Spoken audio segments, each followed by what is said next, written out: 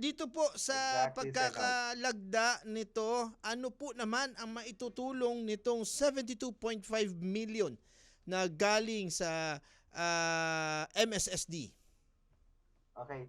Na-mention po ng aming good minister, no, Attorney Raisa Jujuri, na yung 72 million po na ating ipinagkaloob sa Philippine Statistics Authority for BARM Mhm. ay isa itong napakagandang investment. For one reason, na-mention niyo po kanina, no, si MSSD bilang tagapangasiwa Mm. sa mga vulnerable at marginalized sectors ng Bangsamoro Region.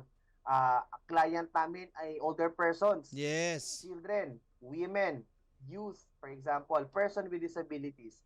At heto, Wala tayong datos niyan. after, yes po, yung mga different sectors na po yun. At because of the fund po, yung investment na ginawa natin ngayon, magkakaroon na po tayo ng maayos na datos, no? Sir Nords, Ayun. hindi ko po pwedeng ipagkaila na may mga mang-ilan naman po, no? Halimbawa, gusto lang po natin maprotektahan dahil kung sa iba ang datos na nire-release ng PSA ay numero lamang, pero sa Yeah, MSSD po oo. buhay po ito ng maraming tao, no? Tama. Gusto din po natin ma-ensure na ma-establish natin yung identity ng mga beneficiaries natin, no? Oo, oo.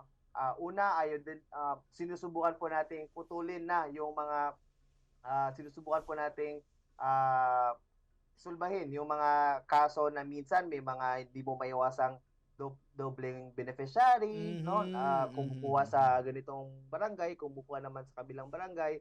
At yun, isang malaking tulong po si CBMS dahil baka hindi ko po na-mention kanina, isa po sa advanced technology na meron ng CBMS ay nakakakuha po ito ng biometrics. Ibig Ayun. sabihin, mapo-profile na po yung tao, no? So while ang PSA, ang through the CBMS, matutulungan niya si MSSD kung gaano nakalawak yung pupwede niyang ma-reach, no?